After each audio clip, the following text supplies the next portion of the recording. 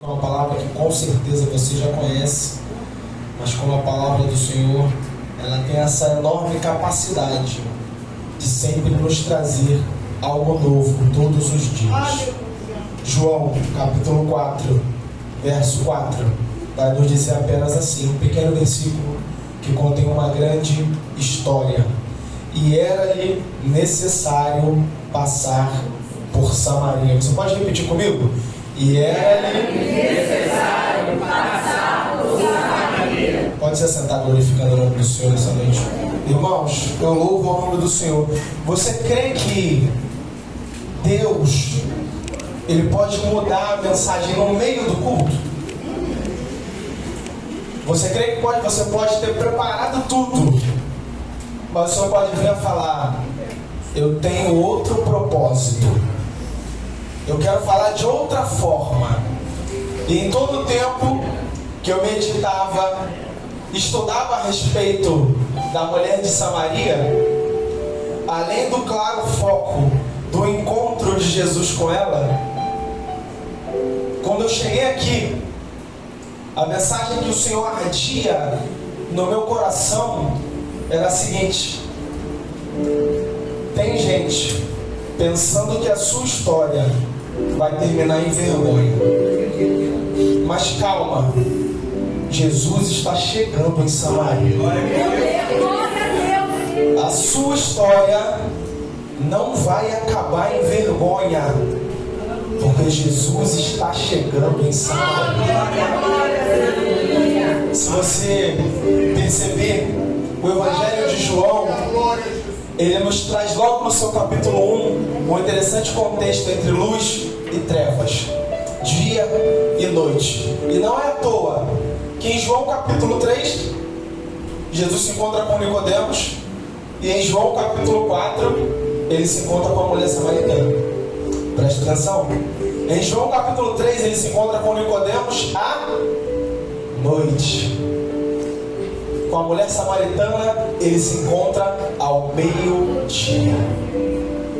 Ele é a luz, e João está querendo deixar isso claro para a gente. Em João capítulo 3 ele está com Nicodemos, um dos príncipes, alguém que tinha toda a lei decorada na sua mente, mas o seu coração não foi capaz de reconhecer o Filho de Deus. Nicodemos à noite não compreende Jesus, volta a viver a sua vida normalmente, mas a mulher samaritana ao meio-dia ela entende. Aleluia. Ela larga tudo e volta para o lugar que era de vergonha para ser usada para a vitória. Ele não tirou a mulher samaritana de Samaria. Percebe a diferença de Lodebar para Samaria? Lodebar tem um contexto, Samaria tem outro. Em Lodebar era o tempo da humilhação, mas ele é retirado para se assentar na mesa do rei. Isso é a parte que nos agrada. Essa é a parte que nós gostamos e podemos tirar muito proveito dessa mensagem. O Senhor age dessa maneira também.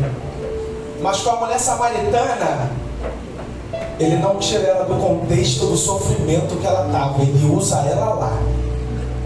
Ele transforma a vida dela num poço, num encontro. Presta atenção, poço na Bíblia é lugar de encontro.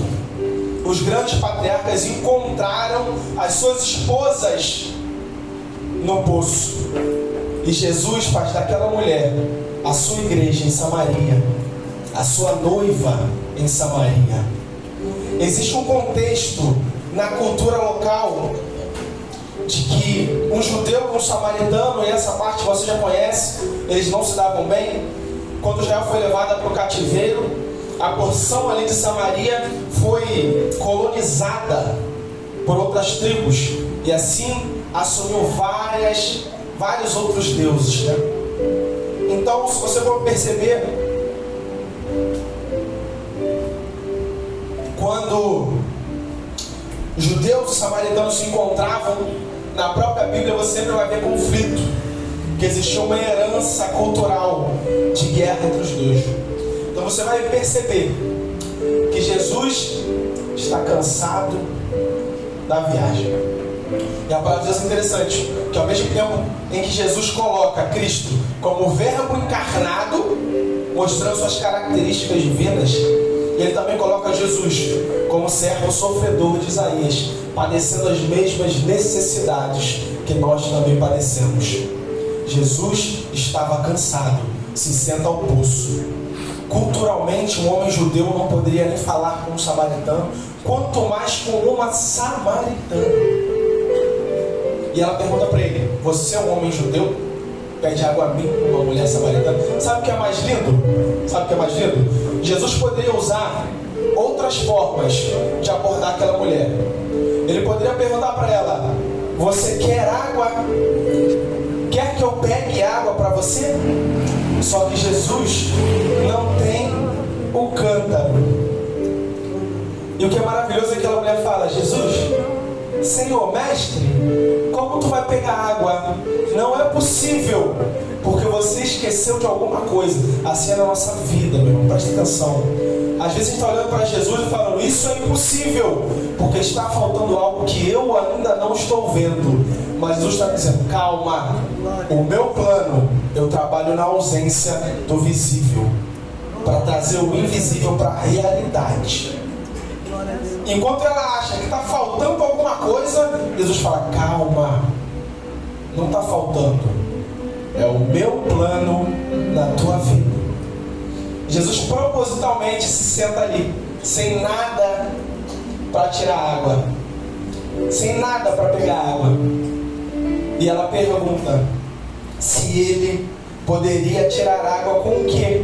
Se ele não tinha nada nas mãos. Irmãos, se você ler Hebreus, você vai ver que Jesus era maior que o templo, Jesus era maior que a lei, Jesus era maior que Abraão, que Isaac, que Jacó. Jesus era maior que qualquer poço. Mas sabe o que eu vejo interessante? A abordagem que Jesus usa com alguém que está ali resistindo na face dele. Ele não fala: eu posso te ajudar. Ele fala: me ajuda a pegar água. Jesus é a máxima representação do servo sofredor. Jesus precisava pedir água. Jesus precisava lavar os pés dos discípulos. Precisava, porque ele era o servo. Irmãos, o mistério que Deus quer revelar na nossa vida: servir numa posição de serviço é fácil. Agora, ser servo numa posição de poder é mais difícil ainda. É fácil servir quando eu já tenho que cumprir as ordens. Agora, quando sou eu que tenho a palavra final, eu falo assim: não, eu vou servir, eu vou depender de você. Imagina Jesus se colocando numa situação de dependência para uma mulher samaritana. Quero que você entenda: o costume normal é o seguinte: se uma mulher chegasse ao poço e só tivesse apenas um homem lá, ela teria que esperar ele acabar para ela poder pegar. Só que Jesus não sai do poço enquanto aquela mulher não chega até ele. Você está entendendo isso? Consegue compreender o que aquela mulher teve que atravessar? Costumes, regras, condições sociais. Jesus não se afasta do poço e a mulher vai pegar água mesmo assim. E Jesus se coloca nessa posição, na posição do servo sofredor, na posição de alguém que precisa, o mestre, o rei, o dono do ouro, o dono da prata, o leão da tribo de Judá. Lembra, também é o Cordeiro de Deus. A glória do leão é a glória do Cordeiro. Você consegue entender isso? O Deus encarnado, todo-poderoso, se fez um servo humilde que pedia: me dá água, me dá um pouco de água, porque eu estou cansado da viagem. E aquela mulher tão cheia de religiosidade, ela fala: sendo você judeu, como pode me pedir água? E assim Jesus entra no assunto, já debatendo um tema extremamente cultural. Ele quebra essa inimizade, não mandando, mas pedindo, não ordenando, mas servindo, irmãos, o maior exemplo que Cristo nos deixou é que nós temos que servir ao nosso próximo. Nós temos que amar ao nosso próximo, ver as necessidades dele e ajudá-lo. E digo mais, ser humilde para pedir ajuda também. Porque muitas vezes achamos que nós temos a resposta para todos os problemas. Nós sabemos como resolver tudo. E por não pedir ajuda, nós nos colocamos nessa posição. Longe de Deus. Afastado de Deus. Então essa mulher e esse encontro, irmãos, representa uma nova realidade que essa mulher tem que enfrentar agora. Por que a palavra que Deus colocou no meu coração foi essa? Deus não vai terminar a sua história em vergonha. A sua história não vai terminar no momento de vergonha. Preste atenção na condição dessa mulher. Indo buscar água ao meio-dia. Você sabe, você já ouviu várias vezes que a hora para se pegar água, Charles, era pela manhã. Nós sabemos disso. E ela ia buscar água apenas ao meio-dia, sozinha. É um claro sinal de que ela estava afastada do convívio normal daquela sociedade. Meio-dia o sol está mais quente, meio-dia a dificuldade é maior, e ainda mais ela está sozinha na história, você vai ver. Jesus para ela: bem disseste que não tem marido, porque teve 5 que você tem, não é teu. Então você imagina, olha o estado em que a vida daquela mulher estava, excluída da sociedade. Você já se sentiu excluído? Você já se sentiu afastado? Você já se sentiu não querido pelo grupo que você fazia parte? Eu acho que todo mundo algum dia já se sentiu assim, em algum momento da sua vida. Então imagina, essa mulher está nessa condição, afastada do convívio dela, da sociedade dela, dos amigos, muito pelas escolhas que ela fez. E nessa hora, depois de um encontro com Jesus, ela começa a entender e a compreender que o real propósito nosso é levar essa água da vida para as outras pessoas. Jesus chama essa mulher, ele oferece uma água. E se você for analisar o contexto, se você for perceber, ela resiste a Jesus. Em vários momentos ela questiona, ela responde, ela diz: és tu maior nosso que nosso pai Jacó? Ela diz: onde devemos adorar? É aqui ou em Jerusalém? Jesus vai dando os motivos para ela e ela vai escapando. E ela vai desviando do assunto com teologia. Isso nos mostra que ela entendia sim do que ela estava falando. Ela entendia dos contextos da adoração, se deveria ser em Jerusalém ou em Samaria.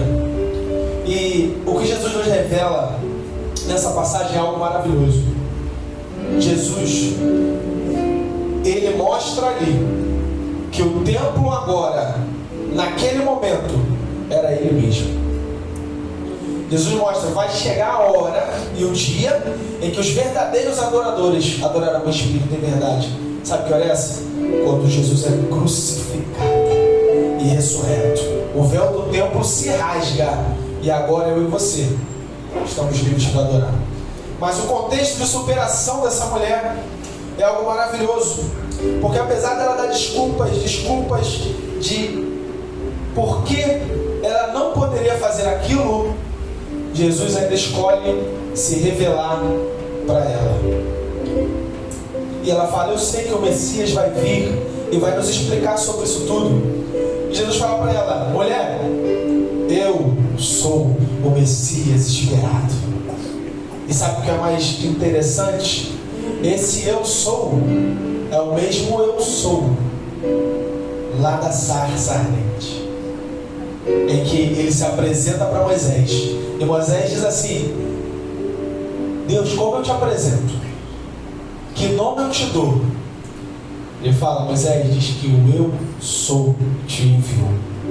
O interessante é que no hebraico a flexão desse verbo serve tanto como o eu sou ou eu serei. Eu sou o que sou, ou eu serei o que serei. Moisés, eu vou ser o que eu quiser ser, na hora que eu for, quando você precisar, eu serei. O que você precisar, eu serei também. Você olha os contextos ali de Nicodemos e dessa mulher. Na sociedade judaica, Nicodemos tinha aparentemente tudo. Ele era um príncipe entre os sacerdotes. Ele entendia da lei, ele tinha a voz escutada ali. Ele estava no lugar que qualquer cidadão judeu gostaria de estar. Tinha acesso. E ainda assim, ele não entendeu Jesus. E uma mulher samaritana, excluída, que resistiu a Jesus, ela conseguiu entender Jesus. Ela conseguiu compreender o que era essa água. E a minha pergunta para você hoje é: você sabe o que é essa água e para que ela serve, para que ela foi feita? Muitas vezes nós pregamos e ouvimos que essa água foi feita para saciar a nossa sede espiritual. Não vou dizer que está errado, mas tem um propósito maior dessa água que vai jorrar em nós. Muitas vezes nós ouvimos: ela vai saciar suas vontades, seus desejos, você vai querer se alimentar de Deus. Amém. Também. Só que o propósito maior, se você entendeu o texto, é: Jesus vira para ela e fala assim: manda chamar o teu marido.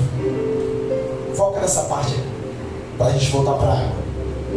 Você acha que Jesus manda ela chamar o marido só para depois humilhar ela, dizendo que bem disseste que não tem marido, porque já tem 5 e o que você tem não é teu?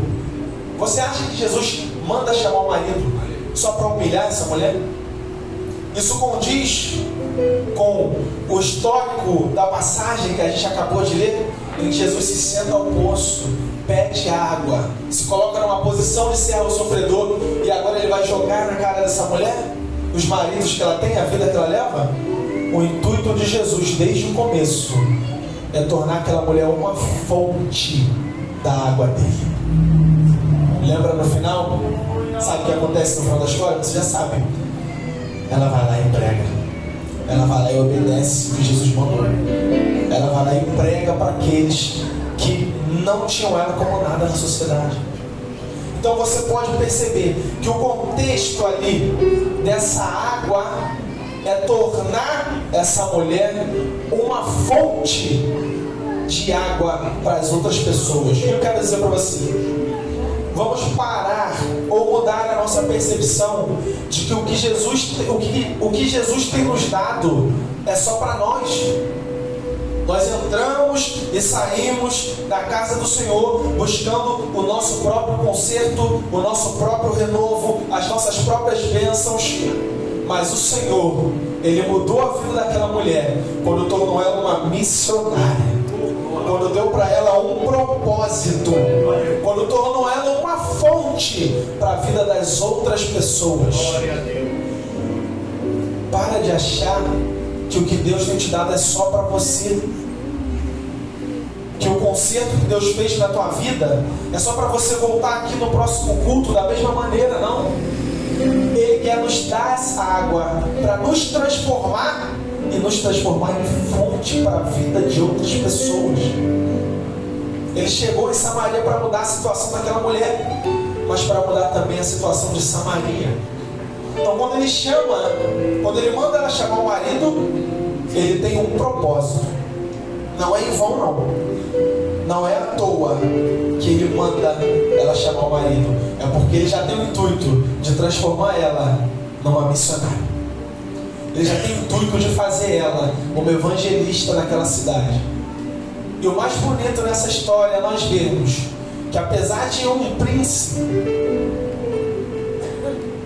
não compreender o que Jesus falou e não ter a sua vida mudada, Jesus escolhe o mais improvável. Deixa eu falar uma coisa: Na história da Bíblia, Deus tem predileção pelos improváveis, por aqueles que a sociedade não dá nada. Lembra de Gideão? Menor da casa, da menor tribo, escondido, malhando o trigo no lugar que era das uvas. E o Senhor ainda fala para ele assim: varão valoroso, valente. Só que o contexto dele, ele está se escondendo, porque Jesus não vê como você se vê. Deus não vê você com toda essa crítica que você se vê. Ele vê o que você pode ser na obra dele. Ele nos enxerga ali de nós mesmos.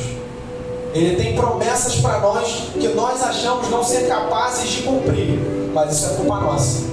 Mas enquanto nós confiarmos nele, as coisas materiais vão fazer menos sentido e as espirituais vão começar a fazer mais sentido.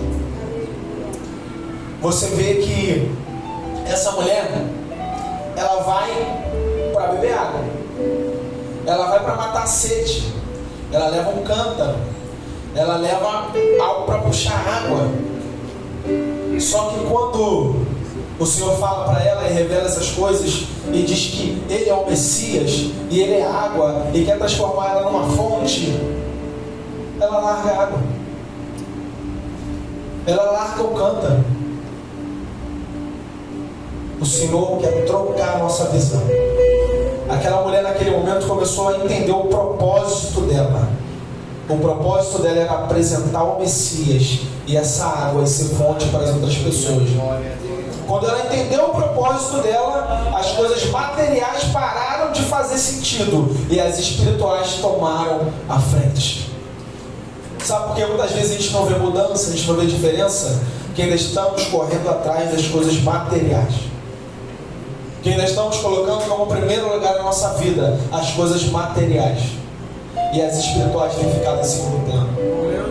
E o viver para Cristo tem sido apenas uma frase que sai das nossas bocas, dos nossos lábios. Mas na vida real, lá fora, Jesus não tem lugar na nossa vida. Que tipo de evangelho é esse? Em que ficamos com o cântaro e largamos as palavras. Que tipo de evangelho vamos viver? Se quando nós somos questionados ao ponto de escolhe seu bem-estar ou o bem-estar da obra. Todas as vezes escolhemos o nosso bem-estar na frente do bem-estar da obra. Que água é essa que flui dentro de nós, que nos faz voltar para o material e esquecer o espiritual? Deixa eu dizer uma coisa: o tesouro que está guardado para você é celestial. Nós estamos a caminho de uma cidade cujo fundamento é eterno. Glória a Deus. Celestial, duradouro. Glória a Deus. Porque se nós cremos tanto que fomos transformados por beber dessa água, nós ainda carregamos o cântaro de volta para casa. Glória a Deus. Por que nós temos levado de volta o que o Senhor mandou nós deixarmos lá? O Senhor nos mandou abandonar, mas se eu abandonar isso, Pai, vai me faltar isso lá na frente. Você não confia. Você acha que quando o Senhor mandou Moisés ir com o povo, que ia dar uma saída, Moisés perguntou: Senhor, mas já vai estar aberto lá quando eu chegar lá? O Senhor: Moisés, vai. O Senhor falou para Abraão: vai para um lugar que eu ainda vou te mostrar. Você sairia sem garantia pela obra de Deus? Você faria sem garantia algo pelo reino de Deus? Abraão largou tudo. Ele falou: Deus, não sei para onde é, não sei o caminho, não tenho um mapa, mas pela tua palavra eu vou. Pedro, lança a rede do outro lado. Mestre, eu já pesquei a noite toda, mas pela tua palavra eu vou lançar o outro lado. Larga o cântaro e vira fonte. larga o cântaro e vira fonte. Abandona o que é material na tua vida, larga e confia. Nunca vi justo mendigar. Que confiança é essa que nós temos, que a gente quer levar o cântaro de volta para casa? Jesus, eu vou falar um pouquinho do teu amor, mas deixa eu levar a água também de volta, porque aí eu consigo fazer os dois. Eu consigo lidar com o material e o espiritual. Não consegue. Aonde está o teu tesouro, ali vai estar o teu coração. Por isso, você entende agora porque Nicodemos não conseguiu o que ele teria que abandonar para seguir Jesus? Os discípulos perderam seus negócios. Tanto que a Bíblia vai falar que Pedro depois volta para a pescaria. Olha esse Pedro. Acha que Jesus morreu, retoma o negócio de novo. Pega o cântaro de volta. Deus não te chamou para pegar o cântaro de volta. Ele chamou para prosseguir, abandonar as coisas materiais e viver o chamado que você tem de verdade. Sabe por que as coisas não andam na nossa vida? Porque estamos com um propósito nas coisas da terra. Essa é a realidade, irmão, infelizmente. Infelizmente, se tivermos que escolher entre uma noite estar na casa de Deus e uma noite ganhar um salário, uma comissão, um dinheiro, a obra vai entender. A obra vai entender. Porque eu preciso cuidar de mim, preciso cuidar da minha família. E eu não quero soar hipócrita aqui. Essa palavra serve para mim muito, muito, tanto quanto para você. O Senhor não aceita meio crente.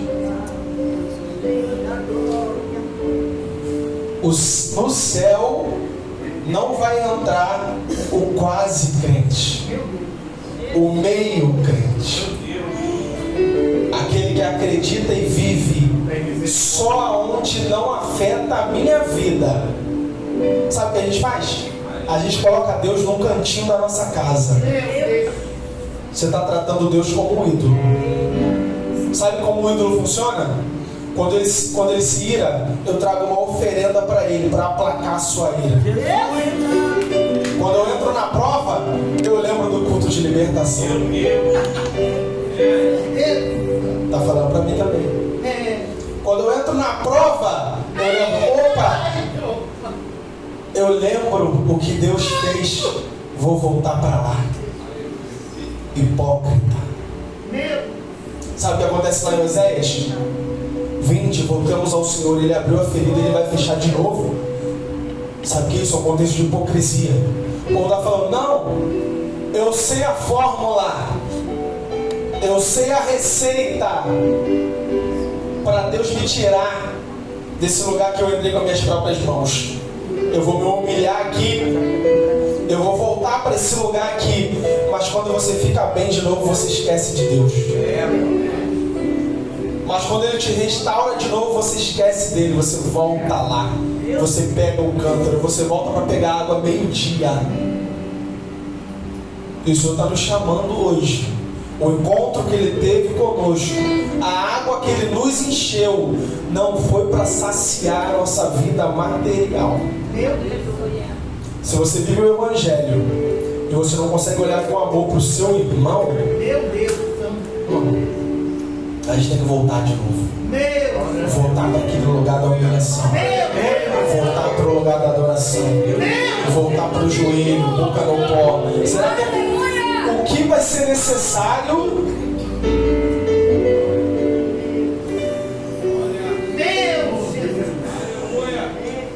Onde vai ser necessário o Senhor mexer na tua vida para você voltar? Deus bendito. Aonde será que Ele vai ter que tocar para você lembrar dele?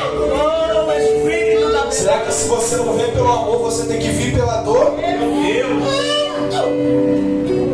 Será que Ele vai ter que tocar na tua família? E Deus não é um Deus que ameaça não, tá? Não é um Deus que ameaça não, mas é um Deus que te conhece. E Ele não vai te perder não. Aleluia. O que é preciso para você entender que você é uma ferramenta de Deus para a vida das outras pessoas? Que o que você carrega tem que transbordar em você para entrar nas outras pessoas. É para isso que Deus chamou a gente. Para que o que eu tenha tanto de Deus na minha vida, já tanto que quem chega perto de mim é contaminado por Deus. É contagiado por Deus. Não porque nós somos perfeitos, mas porque eu larguei o cântaro e voltei para o chamado. O chamado daquela mulher era voltar lá. Olha só, a mulher não tinha voz na sociedade, ela era excluída, ela não tinha voz entre as mulheres. Então ela foi pregar para os homens. E ela foi falar: venham e vejam. Eu encontrei um homem que me revela tudo. Eu encontrei o Messias. E ela prega. Muito mais difícil é ela pregar agora para os homens do que ela viver aquela vida que ela vivia. Porque ela se escondia, ela fugia das pessoas. E Jesus está falando: teu ministério é amar as pessoas, é falar a minha mensagem para as pessoas. Eu gosto da igreja, pastor, só não gosto das pessoas. Você está bem um dia pegando água sozinho, sofrendo, quando o teu chamado não é esse. O teu chamado é pregar para quem aponta para você e fala: nunca acreditei em você. Fala: nem eu, mas Deus acredita em mim. Quem sou eu? Ninguém, mas Deus acredita em mim. E Ele te encheu. Ele me encheu para transbordar de Deus. Então, irmãos, vamos largar o cântaro mesmo. A água material não importa, porque nós já estamos cheios da água espiritual. E Ele te encheu com um propósito. Você não virou crente para ficar sentado aí me ouvindo pregar para você. Você virou crente para sair e para os necessitados pregar a palavra. Para quem tem fome, dá de comer. Quem tem frio, agasalhe. Seja luz, seja sal, seja água, seja fonte na vida dessas pessoas. Que o encontro que o Senhor teve com você te transforme numa fonte. Larga o cântaro e seja fonte. Essa é a oportunidade de